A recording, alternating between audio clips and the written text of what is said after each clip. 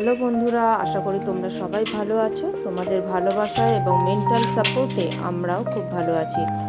Hectare চলে যাওয়ার পর বেশ কিছুটা নিজেকে অসহায় অসহায় মনে হচ্ছিল, কিন্তু তোমাদের সাপোর্টে, মেন্টাল সাপোর্টে আমি অনেকটা নিজেকে সামলে নিয়েছি।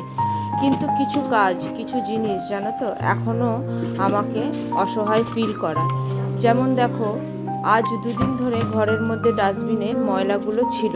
ভেবেই পাচ্ছিলাম না, আমি তো অনেক সকালে বেরিয়ে যাই আর ডাস্টবিনের গাড়ি আসে আমাদের চলে যাবার পরে। কীভাবে এই ময়লাগুলো ফেলবো? হেক্টর থাকাকালীন এই ময়লা আমরা গাড়িতে ফেলাই হতো না, ও নিয়ে বেরিয়ে যেত আর অফিস যাওয়ার পথে ডাস্টবিনে ফেলে দিত। কিন্তু এখন তো আমরা সেই সুযোগ পাচ্ছি না। কিভাবে ময়লা ফেলবো, এটা একটা বেশ বড় চ্যালেঞ্জ ছিল। তো ফ্ল্যাটের দুজন প্রতিবেশীকে আমি বলে রাখি যে আমি নিচে নামিয়ে দিয়ে যাচ্ছি, যদি একটু বলে দেন ওরা নিয়ে যাবে। তো আমি রেখে গেছিলাম, তো এসে দেখছি তা ময়লা নিয়ে গেছে। তো আমাদের ফ্ল্যাটের পেছনে একটা কল আছে, সেখান থেকে দুটো বালতি ওয়াশ করে নিলাম, নিয়ে এখন আমি যাচ্ছি ঘরে।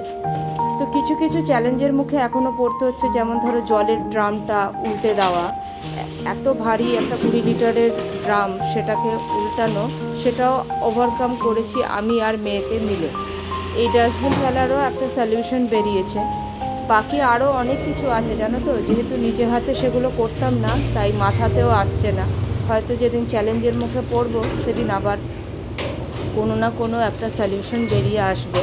তোমরা শুধু পাশে থেকো আর আমাকে একটু সাহস জুগিও, তাহলেই আমি পারবো। এটাই ভেবে এগোচ্ছি যে আমাকে পারতেই হবে, আমাকে করতেই হবে।